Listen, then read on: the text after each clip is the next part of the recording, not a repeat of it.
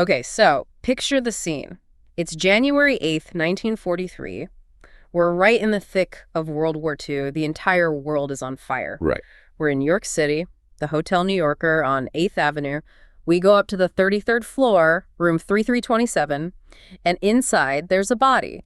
A maid has just found an 86-year-old man dead. And it's a really grim scene. He's incredibly frail, looks malnourished, and he's lying there in this room where all the windows are wide open. In the middle of a New York winter. Exactly. Even in the freezing cold, he insisted on having fresh air. He died penniless, alone, and, frankly, he was largely forgotten by a public totally consumed by the war. Right, so on the surface, it just looks like another tragic end for a lonely old man in the city. But what happens next? Well, it completely shatters that image. It really does. Almost immediately after the body is identified, agents from the U.S. government swoop in. We're talking the FBI, the Office of Alien Property Custodian. They don't just secure the room, they raid it. I mean, they're hauling out truckloads of documents, notes, technical diagrams. These huge, heavy trunks are just being carried away.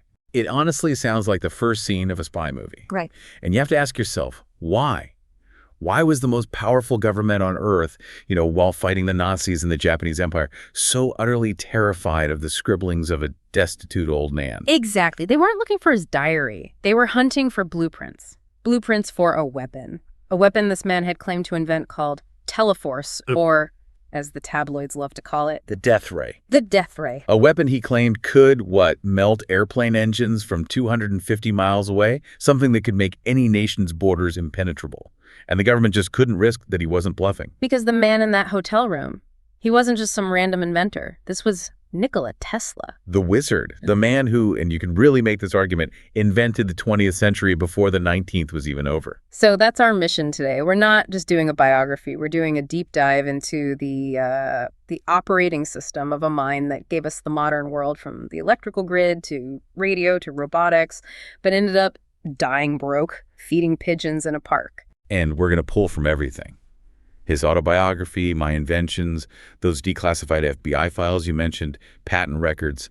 We're going to try and piece together how this all happened. And it really matters, because every time you flip a light switch or use a remote control or check your phone, you are using Tesla's legacy. It's a massive story. And to understand the world you're living in right now, why your lights turn on, why your phone works, why we have drones, you have to understand Tesla. And to do that, we have to go all the way back to the beginning. A very stormy beginning. Literally. Literally stormy. Yeah. So let's set the stage. It's July 10th, 1856. We're in a village called Smiljan in the Austrian Empire, modern-day Croatia. And the family legend, which is just almost too perfect to be true, is that he was born precisely at the stroke of midnight. Right. During a violent lightning storm. The midwife was apparently terrified. In that region's folklore, being born during a storm like that was a terrible omen. She told Tesla's mother, "This child will be a child of darkness." And his mother, Juka, she wasn't having any of it. She apparently snapped right back at her, "No, he will be a child of light." It's an incredible foreshadowing, isn't it? I mean, considering he would essentially become Prometheus, bringing the light of electricity to the whole planet. It really is. And we have to talk about his parents, because the psychology there, it explains so much about his drive, his ambition. Absolutely. His father, Malutin, was an Orthodox priest, a very learned man, eloquent. He had this massive library, but he was rigid. He had one path laid out for Nikola, and that was the priesthood.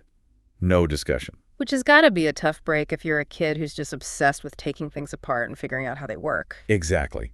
But that engineering genius, it didn't come from his father. It came from his mother, Juka. She was, uneducated in the formal sense. She actually couldn't read, but she was a brilliant inventor. What sort of things did she invent? Oh, all sorts of household things to make life on the farm easier. A mechanical egg beater, improved looms for weaving. Yeah. She was an improviser, and Tesla worshipped her. He said she had a superhuman memory. And he credited his own mental abilities, his creativity, to her. Okay, let's unpack that mental ability, because eidetic memory is a term that gets thrown around a lot. But Tesla's mind was something else entirely. It wasn't just a photographic memory, was it? No, it was more like a simulation engine inside his head. Mm-hmm. So if you or I have an idea for a machine, we might sketch it on a napkin, right? Then build a prototype, see where it breaks, fix it, rebuild it. A normal process. Right. Tesla didn't do that. He claimed he could visualize the entire invention in 3D inside his mind. He could rotate it, zoom in on the parts, and this is the crazy part, he could run the machine in his imagination. What do you mean run it? I mean, he would mentally flip a switch and let the machine run for weeks inside his head. He'd check on it, periodically to see if any parts showed signs of wear and tear. If a gear was grinding in his mental simulation, he'd fix the design right there in his head. So that by the time he actually went to build the physical device... It worked perfectly the first time. No trial and error needed. That is almost alien. It's like he had CAD software installed in his brain in the 1860s. But that kind of intensity, that kind of pressure, it usually comes from somewhere. And I know there was a huge trauma in his childhood. Yes. The death of his brother, Dane. Dane was the older brother, the golden child, and by all accounts, the family prodigy. When Nikola was about 5, Dane died in a riding accident. Yeah. And Nikola witnessed it. It just devastated the family. And that completely changes the dynamic, doesn't it? Suddenly he's not the spare child anymore. Not at all. He felt like he was living in the shadow of this lost genius. He felt that no matter what he achieved, his parents were looking at him and just seeing the son they'd lost. So he developed this pathological need to overachieve. He had to prove he was worthy of even existing. So in school he was? Relentless. He worked himself to the bone. He was doing integral calculus in his head so fast that his teachers actually accused him of cheating. Because it's just not possible, right? No kid can just look at an equation and instantly know the answer. They thought he was hiding notes or something. But despite all this obvious genius, his father was still pushing for the priesthood. It took a near-death experience to finally break that deadlock. This is when he got cholera. Yes, at 17. And back then, cholera was very often a death sentence. He was bedridden for 9 months, just hovering near death multiple times. And his father is at his bedside. Completely distraught, watching his only remaining son just fade away. And Nikola, in this moment of just desperate leverage, he whispers, "I might get well if you let me study engineering." Wow. That is a high-stakes negotiation. Let me be an engineer or I die. It sounds so dramatic, but it worked. His father broke down and promised him, "If you recover, I will send you to the best technical school in the world." And he did recover. He actually credited Mark Twain for it, didn't he? He did, which is a wonderful little detail. He said the humor in Twain's books gave him the will to live, to hold on, and they actually became good friends years later in America. So he survives, he escapes the monastery, and he heads to the Polytechnic Institute in Graz, Austria. And I'm guessing he wasn't exactly the life of the party there. Far from it. He was a machine. He'd wake up at 3 a.m. and he would work until 11 p.m. every single day. He wanted to get the highest possible grade in every subject to prove to his father that he'd made the right choice. And it's here, in Graz, that the seed for the modern world gets planted. Yes, in a lecture hall. Yeah. The famous Gram machine incident. Okay, break that down for us. What was a Gram machine? So his professor, a man named Poschel, was demonstrating one. It's a standard DC direct current motor. And to really get why this matters, you have to picture it. DC motors use these things called commutators and little wire brushes to get the electricity into the spinning part of the motor. And those brushes create a lot of friction, I'd imagine. A ton of friction and sparks. It was sparking wildly, it was loud, it was incredibly inefficient. And Tesla's looking at this thing, and his intuition is just screaming that this is all wrong. So he speaks up. He does. He stands up and tells the professor, "The sparks are unnecessary. We can do this without the commutator. We should be using alternating current." And the professor, being a distinguished academic, obviously listened to his student and said, "What a brilliant idea, young man. Let's explore that." If only. Oh. No, he ridiculed him. He gave an entire lecture to the class about how Tesla's idea was basically a perpetual motion scheme, something physically impossible. He said, "Mr. Tesla may accomplish great things, but he will never do this." Famous last words, never tell a genius something is impossible. It just annoys them into proving you wrong. But before he could do that, he actually hit a major wall. He didn't just breeze through university. No, he crashed and burned. Right. He really did. The pressure just became too much. He got addicted to gambling. It was that obsessive personality finding a new destructive outlet. He would gamble for days on end, lost all his tuition money, somehow won it back, then lost it all again. And eventually he just dropped out. He dropped out and completely cut ties with his family. He was so ashamed. He went into hiding, basically. He took a job as a draftsman in a town called Maribor for next to nothing. His friends back home literally thought he had drowned in a river because he just vanished. It's important to remember that part of the story. We think of him as this untouchable god of science, but he was a very fragile human being. Absolutely. But he does pull himself out of it. He moves to Budapest in 1881, gets a job at a telegraph company. And this is where we get that cinematic epiphany. The walk in the park. Straight out of a movie. He's walking through a park with a friend. They're watching the sunset. And because he's Tesla, he's reciting poetry out loud. Goethe's Faust. And right in the middle of a verse, he just freezes. Child of Light gets struck by a bolt of inspiration. A metaphorical bolt, yes. Yeah. The entire solution for that sparking motor. It just appeared in his mind, fully formed. He grabbed the stick and started drawing a diagram right there in the dirt. And what did he draw? The rotating magnetic field. This is the holy grail of electrical engineering. He realized that if you use alternating current, which, flips direction back and forth, and you use two or more of these currents slightly out of phase with each other, You can create a magnetic field that physically spins. that physically spins around the motor. The rotor inside just gets dragged along, chasing that spinning field. No brushes, no sparks, no physical contact. Just this invisible magnetic force driving the whole machine. Exactly. That diagram he drew in the dirt is the fundamental principle behind the modern induction motor. If you have a fan in your computer, a pump in your basement, a Tesla car, it's all running on that idea he had in a park in Budapest. So now he has the idea that will literally change the world, but an idea in the dirt doesn't pay the rent. He needs capital. He needs backing. And in the late 19th century, if you wanted to build the future, there was really only one place to go. New York City. New York City. So in 1884, he gets on a ship. And the trip itself is a total nightmare. He gets robbed, there's a mutiny on board, he nearly gets thrown overboard.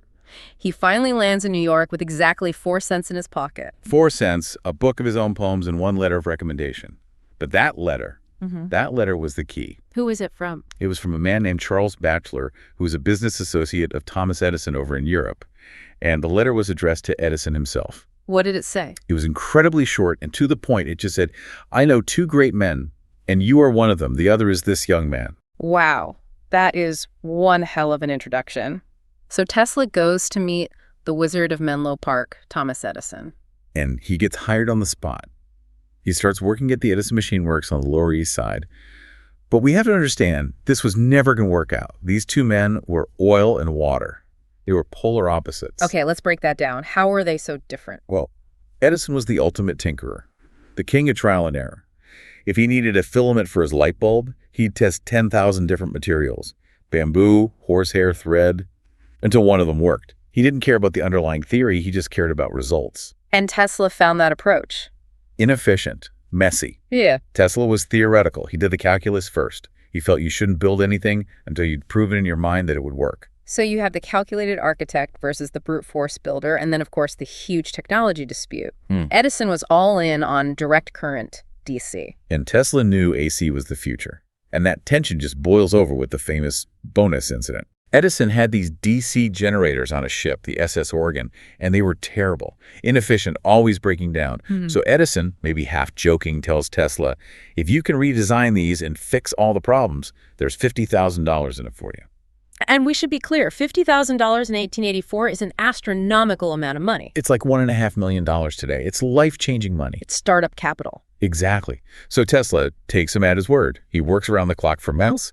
He redesigns the generators from the ground up, installs them, and they work perfectly. Efficiency goes through the roof. So he walks into Edison's office to collect his bonus. And Edison just looks up from his desk, laughs, and says, "Tesla, you don't understand our American humor." Oh, that is just brutal. He didn't pay him a single dime of the bonus. Instead, he offered him a $10 a week raise. I think I can guess how Tesla reacted to that. He did what any person with an ounce of self-respect would do. He picked up his hat and he walked out. Quit right on the spot. But this leads to one of the saddest, most ironic periods of his life. He's a certified genius. He's in a foreign country. He's just quit the best job he could get. What does he do? He falls through the cracks.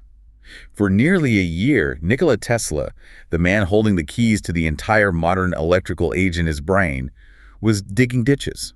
For $2 a day. $2 a day on a road crew. And the terrible irony is, the ditches he was digging were for laying Edison's DC power cables. The very technology he knew was inferior. He wrote later that he cried bitter tears during that time. He felt like his entire education had been a mockery. But, talent like that is hard to hide forever. Word started getting around that this ditch digger was actually a brilliant electrical engineer. And some investors found him. A couple of guys from Western Union, Brown and Peck. They found him, listened to him, realized he wasn't crazy, and they set him up in his own lab. And this is where the tide finally turns, because once he has a lab, he can actually build his AC induction motor. And that gets the attention of the real heavy hitter. George Westinghouse. The rival. The rival. Westinghouse is the pivotal figure here. He was a railroad tycoon, an inventor himself. He invented air brakes for trains, and most importantly, he despised Edison's monopoly on power. He saw Tesla's motor and immediately realized it was the missing piece of a whole new electrical system. And he buys the patents. He does. He buys them for $60,000, a mix of cash and stock, plus a royalty. And this royalty was key. $2.50 for every single horsepower of energy his system generated. That royalty deal alone should have made Tesla the richest man in the world. But we'll get to that. This partnership is what kicks off the famous War of the Currents. Yeah. We hear that phrase a lot, but let's get into the weeds of why it was a war. Why was DC so bad for a city, and why was AC so much better? It all comes down to transmission. Think of electricity like water in a pipe. In Edison's direct current system, the water only flows one way. As it travels down the wire's own resistance acts like friction. It just eats up the energy, turning it into useless heat. By the time that electricity has traveled just 1 mile, the pressure, the voltage has dropped so low, it can barely light a bulb. So with DC, you need a power plant, basically, on every street corner. Yes. Edison's vision for New York was a coal-burning power station every few blocks. It would have a nightmare of smoke and noise. Plus, to reduce that resistance, you needed these massive copper cables, as thick as your arm. Incredibly expensive. So how does Tesla's AC solve this problem? The magic isn't just that the current alternates back and forth. The real magic is a device called a transformer. With AC, you can use a transformer to step up the voltage, that water pressure, to incredibly high levels. And when the voltage is high? The current is low, and low current means very little friction in the wire, so you can shoot that power for hundreds of miles over thin, cheap wires with almost no energy loss. And then you just use another transformer at the other end to step the voltage back down so it doesn't, blow up your toaster. Exactly. It meant you could build one huge, efficient power plant way outside the city, next to a waterfall, for instance, and power the entire region. It was just, obviously, the superior system. But Edison was not about to let his monopoly die just because of better math. He fought dirty. Dirty is putting it very, very mildly. Edison launched a propaganda campaign based entirely on fear. He knew the public didn't understand electricity. They just knew it was dangerous. So he decided to paint AC as the killer current. And this is where the story gets really gruesome. It really does. Edison's team started paying local schoolboys 25 cents apiece to catch stray dogs and cats. They would then hold these public demonstrations where they would electrocute these animals on a metal plate using Tesla's AC generators. Just to prove that it could kill. Just to get the headline AC kills. They even went bigger. They electrocuted horses, cattle, and most famously in 1903, they filmed the electrocution of an elephant named Topsy at Coney Island. That's a horrifying piece of film. It's awful. And Edison also secretly lobbied New York State to use AC for the very first electric chair. He wanted the newspapers to say, "Criminal executed by Westinghouse's current." He even tried to coin the phrase "to be Westinghoused" as a synonym for being electrocuted.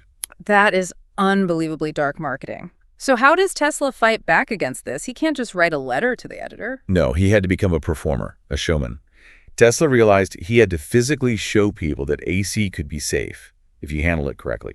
So he started hosting these incredible electric wizard exhibitions. This is where he shoots electricity through his own body. Yes, he'd dress up in a white tie and tails, stand on a stage, and let hundreds of thousands of volts of high-frequency electricity pass right through him. Why didn't that kill him? It's a phenomenon called the skin effect. At very high frequencies, the electricity tends to travel over the surface of a conductor, in this case, his skin, rather than through his vital organs like his heart. So he'd stand there, literally covered in sparks, holding light bulbs that would light up in his hands with no wires. He looked like a sorcerer. He looked like he was controlling lightning itself. And the public absolutely ate it up. The decisive battle for all this was the Chicago World's Fair in 1893, wasn't it? The Columbian Exposition. Yeah. This was the Super Bowl of the 19th century. And everyone wanted the contract to light it. Westinghouse and Tesla put in a bid that massively undercut General Electric, which is Edison's new company, And they won. And the result was spectacular. May 1st, 1893, President Grover Cleveland pushes a single button, and instantly, hundreds of thousands of light globes illuminate the entire fairgrounds, the White City. It was the greatest display of artificial light in human history. Millions of people saw for themselves that AC power was safe, beautiful, and reliable. It basically ended the argument right there. And the victory lap was Niagara Falls. Right. 2 years later, Tesla and Westinghouse built the first major hydroelectric power plant in the world at Niagara Falls. They sent power 22 miles away to the city of Buffalo. People didn't even believe electricity could travel that far. When the lights went on in Buffalo, AC officially became the global standard. The war was over. Tesla had won. So at this point, Tesla is a global superstar. He's probably the most famous scientist in the world. He's living at the Waldorf Astoria. He's friends with Mark Twain. He's creating the future. Let's talk about the other inventions from this golden age, because it wasn't just about motors. No, not at all. His lab was a wonderland of ideas. So with radio. If you ask a random person on the street who invented the radio, they'll probably say Guglielmo Marconi. Right, Marconi got the Nobel Prize for it. He did. But the reality is, Tesla was demonstrating wireless signaling years before Marconi was even on the scene. As early as 1893, he was explaining the principles of tuning circuits.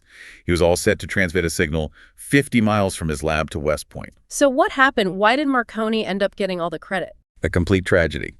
In 1895, a fire broke out in Tesla's lab on South Fifth Avenue. The whole building went up in flames. It destroyed everything, all his prototypes, his notes, his equipment. He didn't have insurance. It set him back years. And while he was trying to rebuild from nothing... Marconi was moving fast. And here's the real kicker. Marconi's radio system used 17 of Tesla's patents. Without the Tesla oscillator, Marconi's radio was just a paperweight. But Marconi had better business sense and, very wealthy family. So he got the credit. I heard the Supreme Court eventually weighed in on this, though. They did, but it was bittersweet justice. In 1943, just a few months after Tesla died, the U.S. Supreme Court officially overturned Marconi's patent, ruling that Tesla's patents had priority. They declared Tesla the true inventor of radio. But he never lived to hear it. He never did. That's heartbreaking. But there's another invention from around this time that I think is even more mind-blowing. The remote-controlled boat. The teleomaton. This is 1898 Madison Square Garden. Right. Tesla has this huge tank of water set up. He puts a 4-foot-long iron boat in it. And then he stands on the side of the pool holding a little box with levers. And he could steer the boat. He could steer it, start and stop the motor, turn its lights on and off, all wirelessly, using radio waves.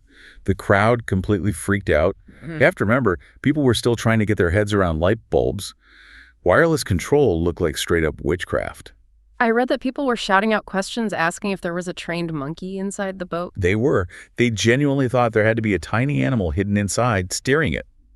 They couldn't conceive of invisible waves carrying complex commands. Tesla tried to explain to them this is the first of a new race of robots. He saw it as a path to ending war, a guided torpedo that would make naval battles obsolete. But the military passed on it, right? They thought it was a circus trick, a toy. They had no vision. But today, you look at that little boat and you see the direct ancestor of the drone, the TV remote, the guided missile, the Mars rover, everything. And he was playing with X-rays at the same time? He was. He called them shadowgraphs. Yeah. He was taking X-ray images of his own hands and feet, even before Röntgen officially discovered them. But unlike other scientists who were just playing with X-rays like a fun new toy, Tesla noticed something bad. The radiation. Yeah. He started getting burns on his hands. He was one of the very first people to warn that this new radiation might actually be dangerous, while everyone else was treating it like a novelty. This brings us to the turn of the century, and Tesla's ambitions are getting even bigger. He's kind of done with wires. He wants to send power wirelessly through the Earth itself. And to test this idea, he goes to Colorado Springs. 1899. He builds this huge wooden hangar out in the high desert, and inside it he constructs the largest Tesla coil ever built, called a magnifying transmitter. What was he actually trying to do out there? What was the goal? He believed the Earth itself was a perfect conductor. He thought if he could strike the Earth with a powerful enough electrical charge at just the right frequency, he could make the entire planet ring like a bell. And if the planet is ringing with energy? You could stick a metal rod in the ground anywhere, Paris, London, in the middle of the desert, and tap into that energy for free. And the experiments were loud. Deafening. He created artificial lightning bolts that were 135 feet long. The thunder was heard 15 miles away. Butterflies were reportedly electrified in midair, glowing with blue halos. He actually drew so much power during one experiment that he blew out the main generator for the local power company and plunged the entire city of Colorado Springs into darkness. I'm sure his neighbors loved him. But while he was out there listening to these electrical storms he was creating, he heard something else. Something strange. The signals. This is the part of the story that really damaged his reputation for a long time. One night, his highly sensitive receiver started picking up this rhythmic signal. Beep, beep, beep, 1, 2, 3. It was mathematical. It was structured. Rather than a random noise. Exactly. He knew it wasn't a natural phenomenon like lightning, and he knew it wasn't a man-made signal because nobody on Earth could transmit with that kind of power, so he concluded. It had to be from another planet. He publicly announced that he was receiving intelligent signals from either Mars or Venus. And the press just crucified him. Tesla talks to Martians. They mocked him mercilessly. It made him look like a crank, a crackpot. But here's the thing. Modern science suggests he wasn't hallucinating. We now know that stars and planets emit powerful radio waves. The planet Jupiter, specifically, emits massive electromagnetic signals that sound very much like what Tesla described. So he might have been the first person to ever perform radio astronomy. It's extremely likely. He was right about the signal. He was just wrong about who or what was sending it. He comes back to New York with this grand vision. He's going to build his world wireless system. And he convinces J.P. Morgan, the most powerful banker in the world, to fund him.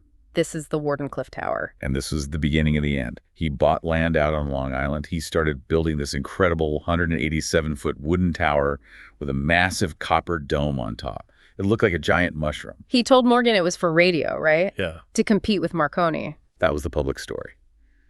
But Tesla's real secret goal was wireless power transmission. Why keep that a secret from his main investor? Because J.P. Morgan was a ruthless capitalist.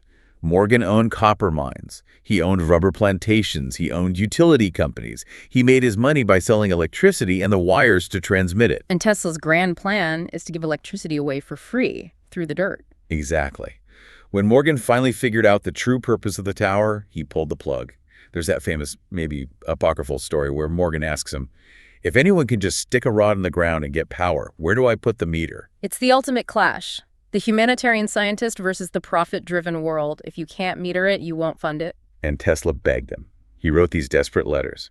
But Morgan wouldn't budge. The money dried up. The workers walked off the job. The tower stood there, abandoned, for years, a monument to a broken dream. And in 1917, they tore it down.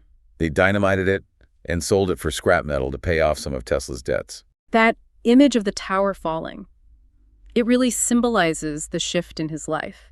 He enters what we call his long twilight. For the last 30 years of his life, he wasn't building world-changing systems. He was just living in hotels. And he was becoming more and more eccentric. We know now he almost certainly suffered from a severe case of obsessive-compulsive disorder, OCD, and started to paralyze him. What were some of the symptoms? Well, he was terrified of germs. He would polish his dining utensils with exactly 18 linen napkins before he would eat. If a fly landed on the table, he'd make the waiter clear everything away and start the whole process over. He refused to shake hands with anyone. And the numbers? The numbers. He was obsessed with the numbers 3, 6, and 9. He claimed they were the key to the universe. He would walk around a city block 3 times before he would enter a building. He would calculate the cubic volume of his food before he ate it. He had to stay in a hotel room with a number divisible by 3. He died in room 3327. Which is divisible by 3. And the pearls. I always found that one so specific. He had a visceral hatred for pearls. He physically couldn't stand the sight of them. If his own secretary came to work wearing a string of pearls, he would send her home for the day. But despite all this isolation and these quirks, he did find companionship. Not with people, though, with pigeons. Yeah, and this is the part of the story that's easy to laugh at, but it's actually incredibly sad and poignant. As the world moved on and kind of forgot about him, he turned to nature. He'd go to Bryant Park or the steps of the New York Public Library every single day to feed the pigeons. He spent what little money he had on special bird seed. You did. He would even find injured birds and smuggle them back into his fancy hotel room to try and nurse them back to health, to fix their broken wings and legs. And there was one specific bird, wasn't there? The white pigeon. Yes. He described her as this beautiful female bird, pure white with just some light gray tips on her wings. And Tesla spoke about this bird not as a pet, but as a soulmate. He told a biographer, and this is a quote, "I loved that pigeon as a man loves a woman, and she loved me." He said as long as he had her, his life had a purpose. He did. And he claimed that when she died, it was a profound mystical event.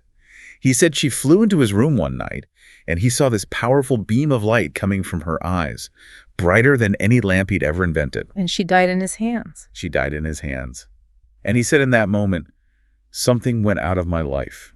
He felt his life's work was truly finished. It sounds like a man who had been rejected by humanity, finding this one pure, unconditional love from a creature that didn't care about patents or money.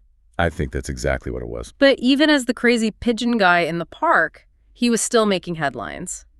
In the 1930s, as the world was gearing up for World War II, he announced he had one final gift for humanity. The death ray. The death ray. He called it teleforce. Now, people today imagine a laser beam, but what he described was actually a particle beam weapon, a device that would use electrical repulsion to accelerate microscopic pellets of tungsten to incredible velocities. And he claimed it could do what exactly? He claimed it could bring down a fleet of 10,000 enemy airplanes from a distance of 200 miles. And he pitched this to the U.S. government, the U.K., even the Soviet Union, right? He pitched it to everyone. He called it a peace weapon. He said if every nation had one, war would become impossible. It would create a Chinese wall of force around your borders that no one could penetrate. But did he ever actually build one? That is the million-dollar question. He never demonstrated it publicly. He always claimed the complete plans were stored safely in his head to prevent them from being stolen. But he also hinted that he had working prototypes locked away in his trunks. Which brings us right back full circle to his death in that hotel room in 1943. The government raids the room. They have the trunks, but they need an expert to go through the papers. They need someone smart enough to know if this death ray is real, but trustworthy enough to keep it a secret. So who do they call? This is one of those historical facts that sounds fake, but it's a 100% real. The FBI called in a professor from MIT, a brilliant, respected electrical engineer by the name of Dr. John G. Trump. And for anyone listening who's doing the math right now, Yes, that is Donald Trump's uncle. it's a small world. So John Trump spends days sifting through all of Tesla's papers in a secure warehouse. What was his final verdict? He wrote a report concluding that the papers were mostly speculative, philosophical, and somewhat promotional. He basically said there were no actionable blueprints, there was no death ray, just the theoretical ramblings of an old genius dreaming of world peace. So the government just relapsed and let it go? For the most part. The files were eventually declassified, and most of Tesla's estate was shipped to his nephew in Belgrade, where it became the Tesla Museum. But there's little discrepancy in the records. There always is. The initial government inventory after the raid reported about 80 trunks of material being seized, but the shipping manifest to Belgrade years later only lists about 60 trunks. So 20 trunks went missing. 20 trunks are unaccounted for. And that is the fuel for every Tesla conspiracy theory you've ever heard. Did the government keep the good stuff? Did they find the particle beam designs after all? Did John Trump see something he decided not to put in his official report? We'll never know for sure. We'll never know.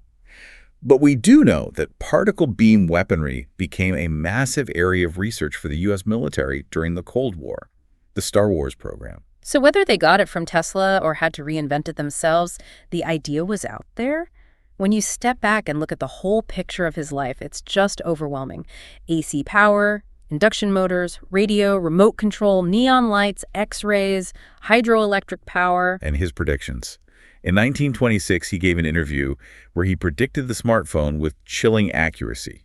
He said, and I'm paraphrasing, "We will be able to communicate with one another instantly, irrespective of distance. And the instruments we use will be amazingly simple. A man will be able to carry one in his vest pocket." He saw the iPhone 80 years before it existed. He was a man completely out of time. He once said, "The present is theirs. The future for which I really worked is mine." And he was absolutely right. He couldn't figure out how to monetize the future, so he died poor. But he built the fundamental infrastructure of our modern reality. He was the ultimate altruist. I remember reading that at one point when Westinghouse's company was in deep financial trouble, Tesla tore up his royalty contract. He voluntarily walked away from what would have been billions of dollars just so the company could survive and AC Power could win the war. He cared more about the light than about the meter. So here's the thought I want to leave everyone with today. Tesla died believing he had failed in his greatest mission-free wireless energy for all. He died thinking the world just wasn't ready. But if he was right about the motor and right about radio and right about the phone, do we really think he was wrong about the rest? Or are those missing trunks still out there, just waiting for us to finally catch up? That is the question that keeps the legend alive. If you enjoyed this journey into the mind of the electric wizard, make sure you subscribe to History Titans, hit that like button, and share this with a friend who you think needs a little spark of inspiration. And please let us know in the comments, do you think the missing Tesla files are still out there? We'd love to hear your theories. Thanks for listening. We'll see you in the future.